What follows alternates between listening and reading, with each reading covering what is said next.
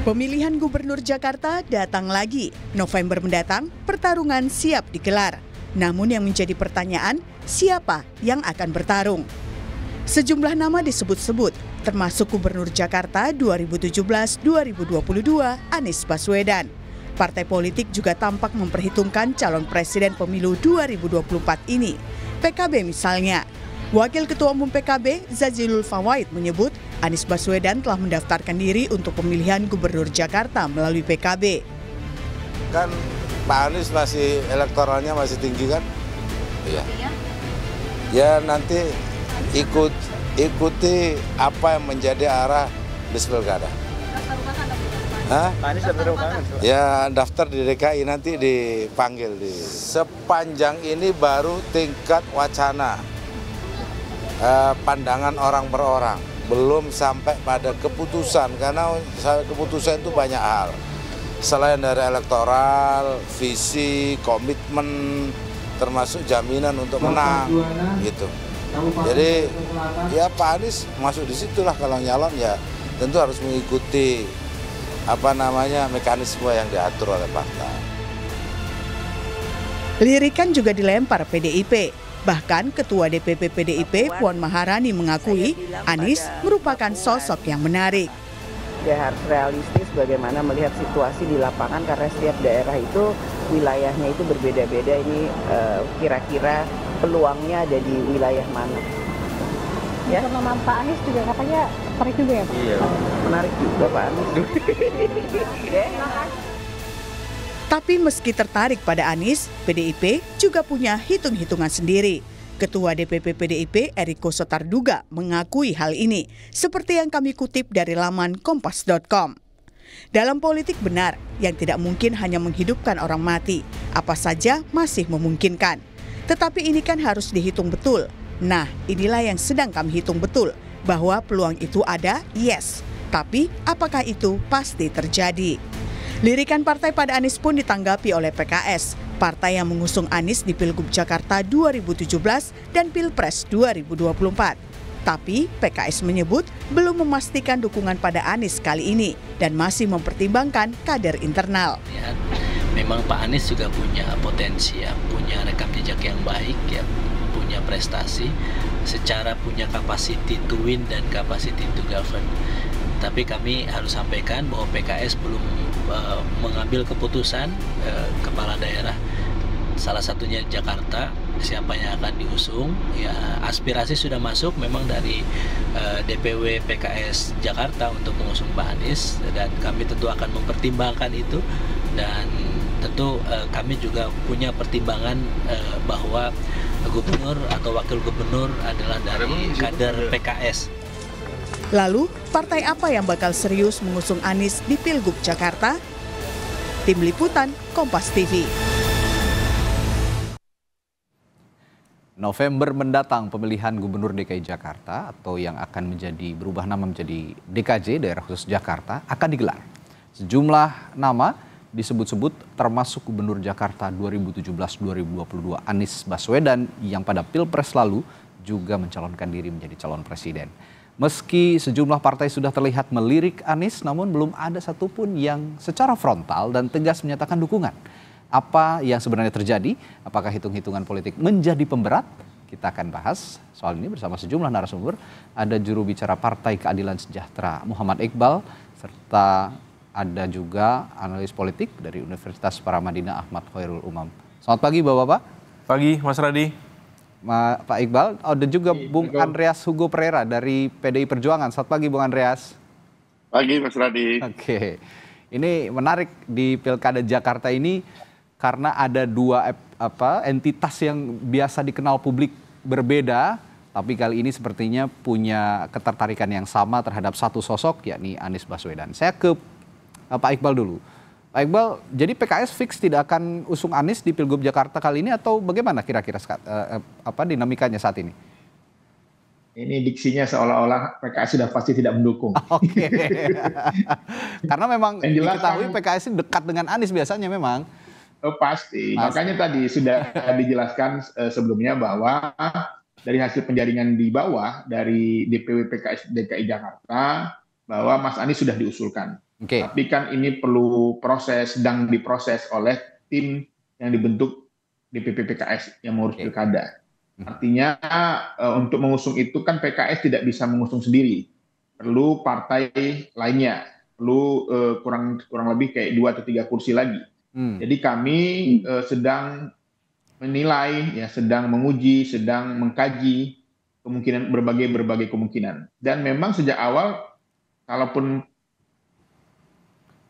PKS mengusung Mas Anies, statement presiden kami di awal adalah pengen wakilnya itu tetap dari PKS. Ya, betul.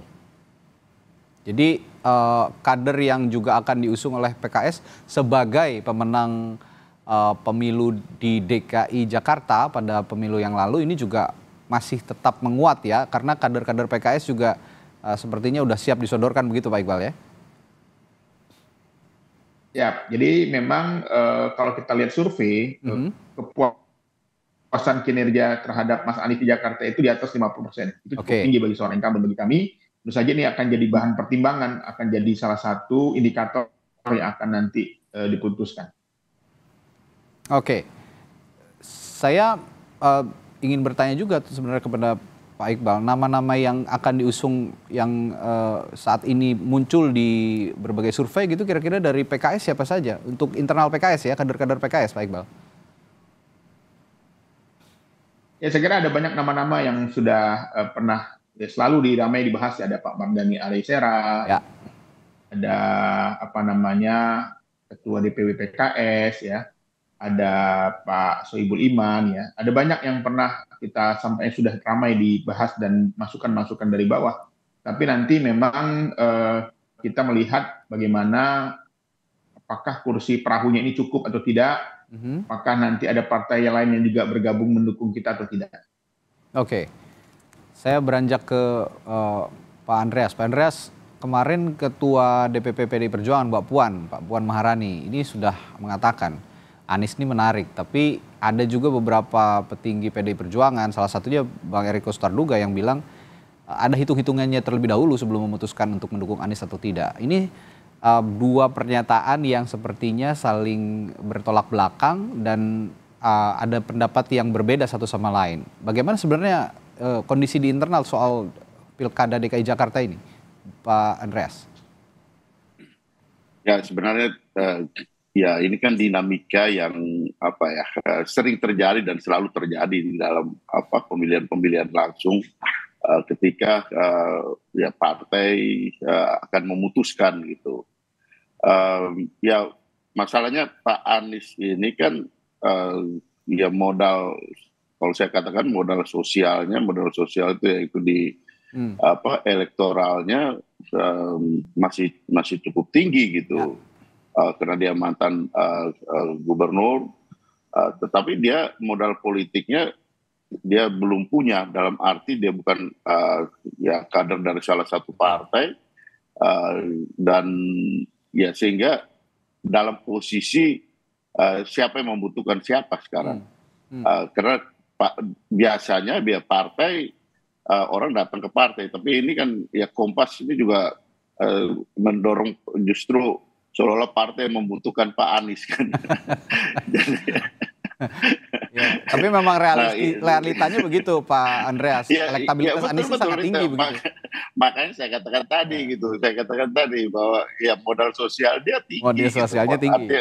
Modal sosial tinggi, tapi modal politiknya kan ya masih sampai sekarang zero gitu, masih kosong gitu. Jadi maksud Anda setinggi apapun elektabilitasnya, kalau nggak ada yang mendorong, mesin politiknya nggak ada, yang nggak akan jalan gitu ya kira-kira ya? Ya nggak akan jalan tadi gitu kan, faktanya kan seperti itu gitu kan.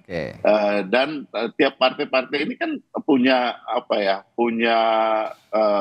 punya pilihan dan punya proyeksi ke depan ya. Tadi kan Mas Iqbal sampaikan bahwa ya kalaupun sebelumnya mendukung Pak Anies di Pilpres, tapi kan di pilkada ini kan ingin kadernya juga maju gitu kan, paling tidak wakil gubernur, calon wakil gubernur gitu. Ya saya kira di partai-partai ini termasuk di PDI Perjuangan pun menghitung-hitung seperti itu gitu. Nah, itu yang dimaksud hitung-hitungan ya. Komitmen ya betul ya, komitmen terhadap Pak Anies itu gimana gitu ke depan. Gitu. Saya kira ya bukan problem, tapi fakta ini terjadi di banyak partai terhadap Pak Anies gitu. Jadi belum klop antara modal sosial dan modal politiknya ya. Kalau modal finansial ya kita tahu mungkin Pak Anies mungkin punya gitu dari aspek itu gitu. Ya di sini kan saya kira di dalam setiap pilkada, di dalam setiap pemilihan langsung 3 aspek itu harus berjalan beriringan untuk sampai pada suatu dukungan yang ya solid untuk calon yang akan diusung oleh partai politik gitu. Jadi ya harus menghitung aspek-aspek itu gitu dalam proses penjaringan, dari penjaringan menuju penyaringan. Oke, saya paham betul ini sepertinya partai-partai juga wait and see saat ini untuk pengusungan di Jakarta untuk pilkada tahun ini. Tapi begini Pak Andreas, kalaupun PDI Perjuangan akhirnya tidak mengusung Anies Baswedan, seorang Anies Baswedan gitu, saya punya keyakinan seperti Partai Nasdem, Partai Kebangkitan Bangsa dan juga PKS ini siap untuk menyodok langsung mengusung Anies karena mereka juga punya kedekatan politik pada saat Pilpres yang lalu begitu. Nah, kalau begini situasinya nanti PDI Perjuangan akan berada di mana? Kan masih banyak kader-kader yang lain gitu, masih banyak pilihan-pilihan yang lain. Dalam arti proses ini masih berjalan dalam arti semua mengintip, semua melihat gitu kan. Dalam arti kemungkinan untuk siapa yang dicalonkan, dan partai pasti ketika mencalonkan itu mencalonkan untuk menang gitu. Dan yang paling ideal adalah menang dengan kader sendiri gitu. Dalam arti ada kader sendiri yang dari partai tersebut yang menang di dalam proses pilkada itu gitu. Nah, ya partai selalu berpikir seperti itu gitu. Saya kira realnya tuh seperti itu dan realistis lah dalam proses pemilihan langsung ini. Nah, ngomong-ngomong modal politik juga PKS punya modal politik yang besar nih masalahnya Pak Andreas. Sekarang punya keleluasaan untuk mengusung siapapun begitu jika yang memang dirasa pas di hati para petinggi PKS begitu ya, meskipun saat ini masih banyak sekali yang bisa diusung termasuk nama Anies Baswedan. Saya yakin juga kader PKS menginginkan pun kalau yang diusung Anies Baswedan itu dari PKS, menginginkan ada juga kadernya yang ditempatkan di sana. Nah, kalau PDI Perjuangan kan ya untuk pemilu kali ini memang belum menjadi pemenang ya. Jadi harus agak juga melihat realitas politik seperti itu. Bagaimana kalau melihat realitas politik seperti itu, Bung Andreas? Ya, Pak PKS pemenang, tapi saya kira tidak bisa mengusung sendiri juga gitu kan. PDI Perjuangan pemenang kedua, ya juga tidak bisa mengusung sendiri gitu. Oleh karena itu juga partai-partai yang lain gitu. Saya kira di DKI tidak ada partai yang bisa mengusung sendiri, sehingga perlu ada kerjasama. Gitu. Perlu ada kerjasama antar partai politik di dalam mengusung seseorang gitu, bukan hanya mengusung Pak Anies gitu, tapi mengusung calon gitu. Nah, sehingga di sini ya kalau misalnya harus mengusung kader sendiri, tentu harus bernegosiasi dengan partai yang lain ketika partai yang lain juga mengusung kadernya gitu. Ya masalahnya Pak Anies bukan masalah, tapi Pak Anies di sini tidak punya partai, dia tetap menjadi ya figur yang non partisan gitu. Nah sehingga dia akan menjadi milik siapa?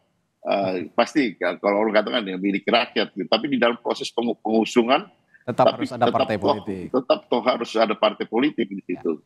Jadi ini fakta dan realita yang ada yang ya tentu semua berhitung soal ini gitu. Ini yang menarik Mas Umam. Seorang Anies Baswedan punya modal elektoral yang begitu besar, meskipun kemarin kalah di Pilpres, tapi Jakarta saya yakin Anies Baswedan juga masih kuat begitu ya. Nah tapi sekarang seperti yang diutarakan para politisi tadi, rekan-rekan kita dari PDI Perjuangan dan PKS, masih saling tunggu, masih intip-intipan gitu satu sama lain. Ada apa sebenarnya ini yang terjadi di Jakarta? Ya, ini sebuah realitas politik karena memang bagaimanapun juga tidak ada satupun partai yang memiliki golden ticket untuk mengusung gubernur dan juga calon wakil gubernur di pilkada yang akan datang. Maka di level ini ada, saya agak tergelitik dengan judul yang Kompas ajukan. siapa berani dukung Anies itu sepertinya ada sebuah konsekuensi yang harus dihadapi oleh partai politik ketika kemudian memiliki keberanian untuk mendukung Anies. Artinya apa? Bisa saja memang diakui atau tidak bahwa konstelasi dari Pilpres di 2024 yang lalu dalam konteks Februari kemarin kemudian terreplikasi di dalam konteks peta koalisi dalam Pilkada November 2024 yang akan datang. Maka ini yang kemudian harus dihitung betul. Memang berbagai kemungkinan bisa terjadi. Misalnya belakangan ini kan agak unik.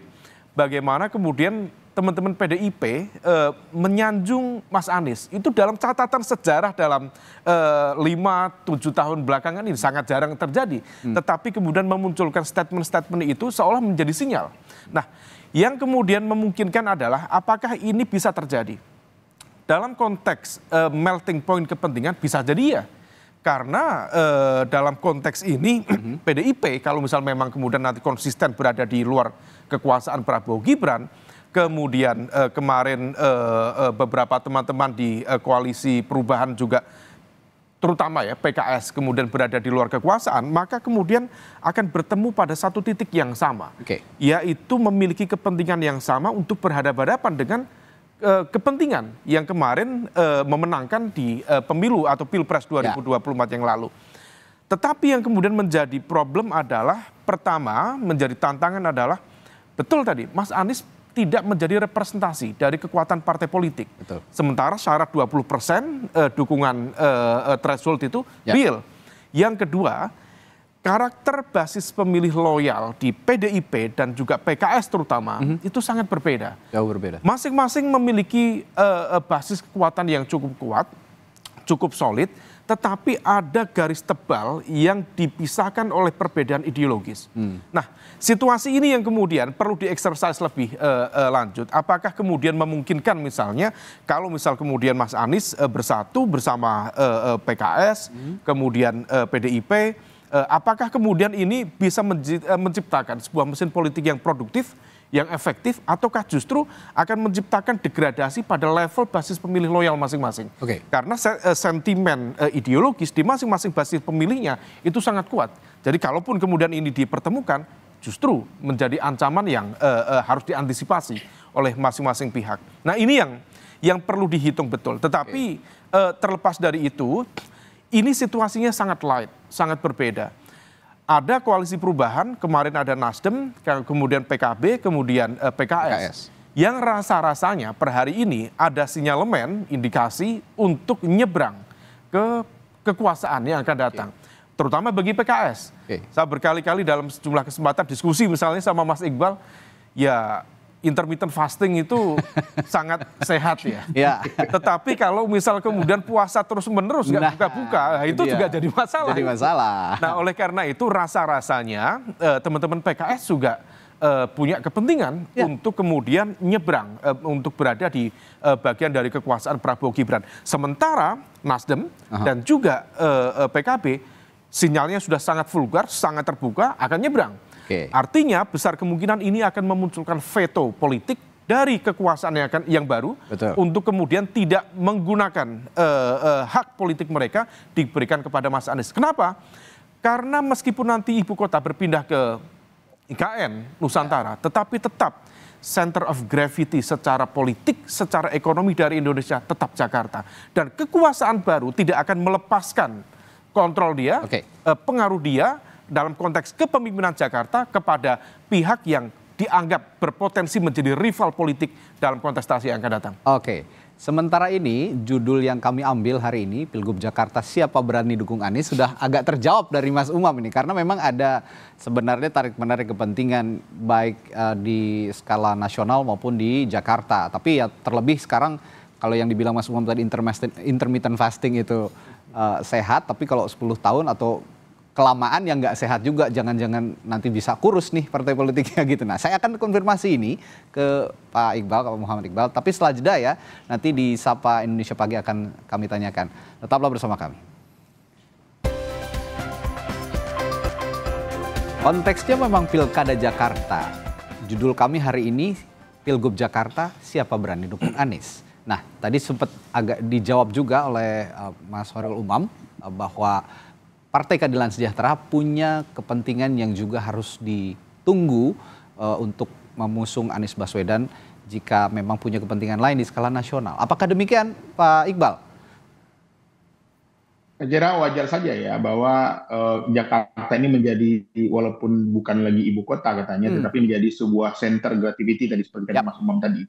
Dan kami saat ini juga sedang mendengar banyak aspirasi, masukan dari masyarakat ya tentang pilkada DKI ke depan. Tapi jelas tadi karena PKS itu belum bisa mengusung sendiri, tentu saja kami tidak mau terburu-buru. Ya, jangan sampai nanti kita tidak punya kawan sama sekali, semuanya lawan semua. Untuk itu kami perlu waktu, perlu tahapan, ya, perlu proses. Yang jelas para penonton sabar, insya Allah akan ada kejutan. Ya. Kesabaran pun akan berbuah hasil, kira-kira seperti itu. Itu yang saya singgung di awal tadi, bahwa Partai Keadilan Sejahtera maupun PD Perjuangan masih saling intip ini bagaimana konstelasi politik ke depan. Tapi yang menarik begini, banyak yang mendikotomikan publik ya, termasuk kami, termasuk Mas Umam mungkin tadi mengatakan bahwa PKS dan PDI Perjuangan adalah dua entitas yang berbeda, punya karakter yang berbeda, termasuk pemilih-pemilih yang karakternya juga berbeda. Tapi jangan-jangan di elitnya sendiri, di kalangan elitnya sendiri, merasa ada kecocokan. Nah, kalau PKS sendiri melihat PDI Perjuangan, konteks Pilkada Jakarta, sebenarnya bisa dicocokkan nggak sih? Ya, saya kira setiap perbedaan pasti ada persamaan juga. Kan yang baru dibahas perbedaan. Tapi kalau persamaannya juga pasti ada. Kayak sama PDI misalnya sama-sama partai ideologis, partai kader, yang itu memang orang selalu mengaitkannya dengan partai masa depan. Ya. Bagaimana partai modern itu memang ya dia mengusung sistem kaderisasi yang baik. Ya, walaupun pertanyaan orang, ya ini kenapa PKS sistem kader tapi kenapa nyaloninnya bukan kader ya, makanya kali ini kami juga berharap kader kami diberi kesempatan menjadi wakilnya Mas Anies. Kira-kira itu yang pernah kami sampaikan. Tapi lagi-lagi kan karena kami tidak bisa mengusung sendiri, ini perlu persetujuan dari partai pendukung yang lain. Ya, jadi memang semuanya masih dinamis dan dalam teori politik itu ada namanya teori tikungan Mandalika. Ya, tikungan akhir ya. Jadi teori tikungan akhir ini yang akan nanti tentu saja sangat biasa sih dalam politik, dalam pilkada. Tapi tentu saja itu pilihan yang terbaik. Termasuk tikungan akhir pada saat PKB bergabung ke kubu PKS dan Nasdem Pilpres di tikungan akhir gitu ya. Nah, ini yang menarik juga nanti sangat mungkin. Oke, sangat mungkin. Ini mungkin yang akan juga tampak di Pilkada Jakarta karena masih wait and see. Nah, saya akan tanyakan juga ke Bung Andreas nih. Bung Andreas, kalau saya sudah tanyakan tadi ke Bung Iqbal gitu ya, bahwa jangan-jangan ada kecocokan antar elitnya begitu. Secara ideologi memang berbeda, pemilih berbeda, tapi ada kepentingan yang sama. Kira-kira PDI Perjuangan melihat di konteks Pilkada Jakarta, bisakah ada kesamaan yang mungkin jadi majority nanti pada saat pengusungan calon di Pilkada Jakarta? Ya, di tingkat elit kan sering, artinya kalau di DPR, kalau di pusat ya sering kami juga berkomunikasi dalam arti dengan teman-teman PKS, kita berkomunikasi, kita ya di dalam banyak kasus juga kita sering saling bekerja sama untuk melihat hal-hal yang berkaitan misalnya dengan soal undang-undang, soal legislasi, proses legislasi, dan banyak hal yang berkaitan dengan proses pemerintahan tentunya. Saya tidak tahu persis apa yang terjadi di DKI dalam arti teman-teman di tingkat DKI, karena ya tentu mereka punya dinamika sendiri. Seringkali dinamika yang terjadi di pusat tidak selalu paralel dengan apa yang terjadi di tingkat provinsi, tingkat kabupaten. Tapi saya kira ya secara politis pasti ada komunikasi, ada aspek di mana ada kerjasama di tingkat elit. Bahwa kalau di tingkat ya grassroots, seperti yang tadi Mas Umam sampaikan, itu juga bisa terjadi gitu. Tapi seringkali apa yang terjadi di grassroots itu ya melihat apa yang terjadi di elit gitu. Sehingga ya, ini juga harus proses ini kalau misalnya ada proses pencairan itu kan perlu waktu gitu ya, Tidak bisa instan gitu. Karena saya punya beberapa pengalaman gitu di sebelum ini gitu. di mana ya di tingkat grassroots itu mereka menunggu apa yang terjadi di tingkat pusat gitu, bagaimana reaksi di pusat gitu. Nah ini hal yang menurut saya hal yang wajar gitu, dalam arti ya di kita yang masyarakat politiknya ya masih kuat, patron and client-nya itu ya pola hubungan antara elit dan massa dan antar elit dan elit itu akan menentukan bagaimana proses yang terjadi di tingkat grassroots, tingkat massa itu secara teoritis seringkali terjadi dan sangat mungkin terjadi. Begitupun mungkin akan terjadi di Jakarta. Nah sehingga terhadap Pak Anies ini yang ya buat saya juga suatu pertanyaan gitu. Ya kita bicara soal partai politik terhadap Pak Anies, tapi saya juga belum melihat bagaimana reaksi Pak Anies terhadap partai politik gitu. Dalam arti apa upaya Pak Anies untuk berbicara dengan partai-partai politik, karena saya kira itu penting gitu. Justru yang perekatnya ada pada diri Pak Anies gitu. Kalau misalnya ini mau terjadi di dalam proses dukungan dari partai-partai politik gitu. Karena saya katakan tadi modal sosial beliau punya gitu, tapi modal politik kan beliau butuhkan itu gitu. Kalau memang beliau butuhkan itu beliau juga harus mempunyai aktivitas untuk ya tadi berbicara untuk memperoleh modal politik tersebut. Dan juga yang penting tadi misalnya ada hal-hal yang berkaitan dengan perbedaan-perbedaan itu justru beliau lah harus jadi penjahitnya di situ, untuk merekatkan itu, untuk menjahit itu menjadi faktor yang mengikat itu satu sama lain gitu. Nah kalau itu tidak dilakukan, saya kira ini akan proses ini akan terjadi status quo seperti sekarang. Take and give memang harus dilakukan dalam politik begitu ya. Begitupun seorang Anies Baswedan yang meskipun saat ini elektabilitasnya sudah menjulang begitu ya di DKI Jakarta, tapi approach kepada partai-partai politik memang sebetulnya saya pribadi melihat dan publik juga melihat mungkin belum ada gitu ya secara eksplisit ke partai-partai politik yang punya kepentingan untuk mengusung calon di Jakarta. Nah saya akan tanyakan ke Mas Umam, kenapa demikian? Maksudnya seorang Anies Baswedan ini belum juga melakukan approach gitu ke partai-partai politik sampai sekarang. Iya, itu di atas meja. Di bawah meja tentu sudah ada pergerakan yang cukup signifikan. Karena bagaimanapun juga momentumnya sangat cepat, Mas.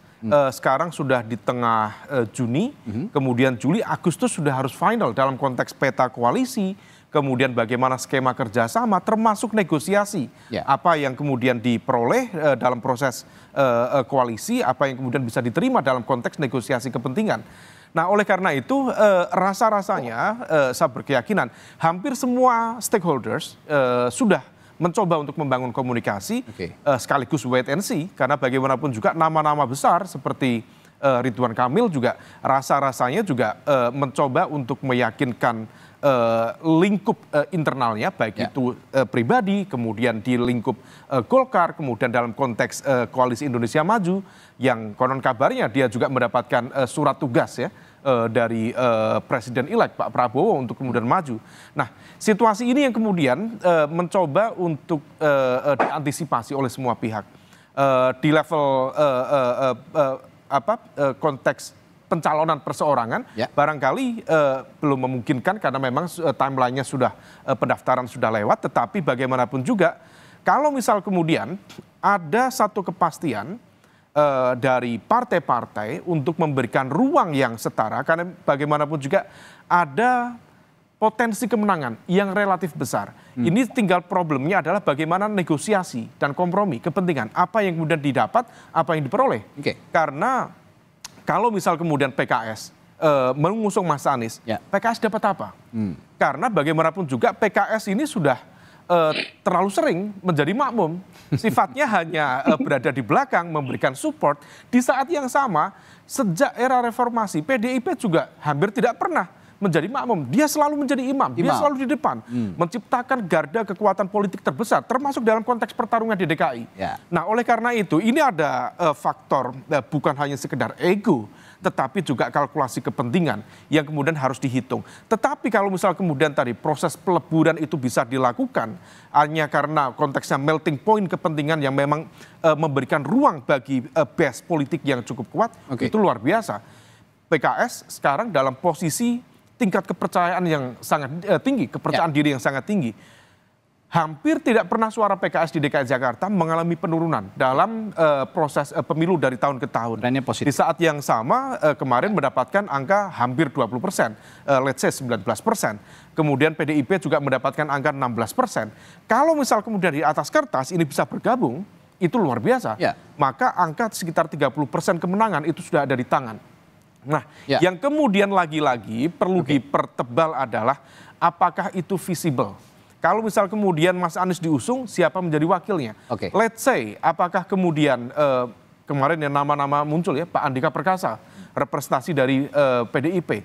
Apakah benar PDIP siap menjadi makmum untuk dalam sejarah pertarungan pilkada pasca reformasi? Rasa-rasanya tidak begitu yakin. Nah ini yang kemudian perlu dihitung dan barangkali akan menjadi lebih mudah kalau Mas Anies sendiri memiliki ijtihad politik yang lebih clear untuk menegaskan apakah dia menjadi bagian dari partai politik tertentu, konteksnya lebih baik masuk partai politik daripada kemudian di luar partai politik, itu akan jauh lebih memudahkan peta kalkulasi termasuk juga future trajectory dari karir politik dia ke depan. Meskipun tadi kalau kata Mas Umam, Anies Baswedan ini belum melakukan approach di depan layar, tapi sepertinya ada apa yang terjadi di belakang layar. Tapi kepentingan di depan layar itu yang kita bahas juga tadi oleh Bung Andreas dan juga Pak Iqbal, bahwa kedua masa PDI Perjuangan dan PKS yang berbeda karakter ini mungkin kalau memang bisa dimunculkan oleh Anies Baswedan approach ke PDIP lalu ke PKS, lalu terorkestrasi oleh elit-elitnya, bisa jadi bergabung dan dahsyat sekali 30% kalau memang bisa digabung.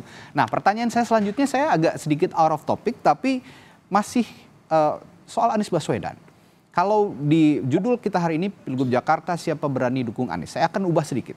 Pilgub Jakarta siapa berani lawan Anies. Nah ini menarik juga karena ada kekuatan besar di luar PKS, PDI Perjuangan dan juga seorang Anies Baswedan. Di sana ada nama Ridwan Kamil dan katanya yang akan dipasangkan dengan Kaisang Pangarep. Nah ini juga kemarin sempat ramai, ada putusan Mahkamah Agung yang seolah memberikan karpet merah kepada seorang Kaisang Pangarep di Pilgub Jakarta jika memang itu intensinya. Nah, yang saya ingin tanyakan Mas Umam, apakah dua partai politik ini, PDI Perjuangan, PKS, jika memang ada lawan seperti itu, tidak bersatu? Saya rasa logikanya justru akan bersatu untuk melawan kekuatan besar ini. Nah justru itu memang meskipun secara karakter ideologis ada garis pemisah yang cukup tebal, tetapi sekali lagi kalau misal kemudian ada common enemy, ingat ya musuh dari musuh Anda adalah teman saya. Nah itu rumus yang kemudian seringkali bisa digunakan. Nah dalam konteks ini melting point itu bisa terjadi. Terutama kalau misal memang clear proposal dari PKS untuk masuk di kekuasaan baru di bawah kepemimpinan Prabowo Gibran ternyata ditolak oleh lingkar Koalisi Indonesia Maju. Maka kalau misal kemudian itu memang sudah clear, maka kemudian ini adalah sebuah media untuk mengcorner baik itu PDIP maupun PKS. Kalau misal kemudian di corner, inilah yang kemudian akan mempertemukan kepentingan yang sama, yaitu melakukan perlawanan yang lebih kuat, lebih memadai terhadap kekuasaan baru. Karena kalau misal tidak, ini DKI Jakarta akan tetap menjadi sebuah medan pertarungan yang luar biasa. Dan ini akan kemudian menentukan seberapa kompetitif kekuatan politik ke depan, seberapa kompetitif kemudian dalam konteks potensi memenangkan di pemilu-pemilu yang akan datang. Nah, semua bergantung pada kalkulasi dari para elit politik. Ini yang saya akan tanyakan juga mungkin di sesi-sesi terakhir ini ke Bung Iqbal dulu. Kalau memang yang akan dihadapi di Pilkada Jakarta adalah kekuatan besar yang sama seperti di Pilpres ya, bahkan kemarin masih membekas di benak kita semua, ada proses-proses juga yang ya hampir mirip karena deja vu kita melihat putusan MA ini. Bukankah tidak mungkin kekuatan besar PKS dan PDI Perjuangan ini akan bergabung nantinya, Pak Bung Iqbal? Ya saya kira dalam politik semua sangat dinamis ya, semua bisa terjadi. Tetapi saat ini kami juga menginginkan bahwa kader PKS ini diberi kesempatan. Ini adalah momen penting di mana PKS sebagai pemenang pemilu, ketua DPRD-nya ke depan adalah PKS. Tentu saja ini adalah bagian dari penting bagaimana PKS ini juga bisa memunculkan tokoh-tokohnya. Jadi, tapi lain semua terpulang dari dinamika yang ada, karena lagi-lagi PKS tidak bisa mengusung sendiri, tentu saja perlu kolaborasi. Demikian. Oke. Melting point yang disinggung oleh Mas Umam tadi juga tidak menjadi faktor pertimbangan oleh PKS untuk bergabung dengan PDI Perjuangan misalnya? Ya, saya kira semua akan jadi kajian yang mendalam ya. Makanya tadi kami tidak bisa buru-buru karena ini semuanya banyak faktor, banyak aspek. Apalagi nanti akan ada tikungan-tikungan akhir tadi. Yang insya Allah tentu saja kami ingin memberikan yang terbaik bagi rakyat Jakarta. Oke, ini teori Mandalikanya kencang sekali sepertinya. Mas Radit, sedikit merespon. Ini unik ini karena Mas Iqbal ini biasanya narasi dan argumennya sangat tajam dan kritis. Tetapi bicara tentang DKI Jakarta itu pendek-pendek. Pendek-pendek, taktis dan sepertinya mencoba untuk bermain aman ini. Nah, kalau misal kemudian tadi ya peraturan Mahkamah Agung kemarin seolah memberikan ruang pada Kaisang, bisa saja itu kemudian digunakan oleh PKS untuk melakukan negosiasi. Memang PKS menang di DKI Jakarta, tetapi kalau misalnya kemudian memberikan ruang bagi Kaisang dipasangkan kepada siapa, barangkali itu bisa menjadi celah untuk negosiasi dengan kekuasaan yang baru, untuk kemudian memasukkan PKS ke dalam gerbong besar kekuasaan yang akan datang. Itu buat PKS. Kalau PDIP rasa-rasanya berat, karena aturan ADART satu keluarga harus satu partai, nah itu sudah dilanggar oleh Mas Kaisang. Jadi tidak mungkin itu untuk dilakukan. Nah, ini teori Mandalikanya kuat sekali memang dari Bung Iqbal pagi hari ini. Tapi saya tanyakan tadi ke Bung Andreas. Kalau memang tadi jadi melting point gitu ya, kalau PKS sih memang sekarang sepertinya masih bimbang karena ada kepentingan-kepentingan yang beyond Pilkada Jakarta, sepertinya begitulah kira-kira. Kalau PDI Perjuangan sendiri, kalau ada melting point yang seperti kita singgung tadi, putusan MA menghadapi kekuatan yang sama mirip-mirip dengan Pilpres, bagaimana Bung Andreas? Ya, keputusan MA ini ya menjadi satu faktor yang tentu akan berpengaruh, dan saya sendiri melihat apakah itu akan digunakan atau tidak gitu ya. Dan tentu dengan berbagai macam resiko gitu. Tapi ya berkaitan kembali pada figur tadi, jadi justru itu bisa menjadi positif, itu bisa menjadi negatif, tergantung bagaimana reaksi dari publik terhadap kasus tersebut gitu. Dalam arti bahwa ya kalau memang ini diarahkan hanya untuk satu orang itu dan memang kelihatan gitu, dan itu dimanfaatkan, saya kira bagus juga gitu untuk kita ya menghadapi itu. Dalam arti ya secara bersama menghadapi case-case seperti itu gitu. Ya. Ini lebih cair kalau PDI Perjuangan. Sepertinya teori Mandalikanya tidak terlalu kencang, sekencang PKS ini. Oke, kalau begitu bisa saya simpulkan perbincangan pagi hari ini kuncinya kita semua menunggu, publik semua menunggu teori tikungan Mandalikanya ala PKS. Bagaimana nanti ke depannya? Kita tunggu bersama ya. Menarik untuk kita tunggu, masih ada beberapa bulan ke depan, pendaftaran masih ada di bulan Agustus ya nanti, tanggal 27 kita menantikan bersama apa gebrakan yang dilakukan PKS, karena kuncinya saya pikir sebenarnya ada di PKS. Tikungan Mandalika ini yang sangat menarik untuk kita nantikan. Terima kasih juru bicara Partai Keadilan Sejahtera Muhammad Iqbal, politisi PDI Perjuangan Andreas Hugo Pariera, dan analis politik dari Universitas Paramadina Pak Ahmad Khairul Umam. Terima kasih telah berbagi informasi dan perspektifnya pagi hari ini di Sapa Indonesia Pagi. Sehat selalu.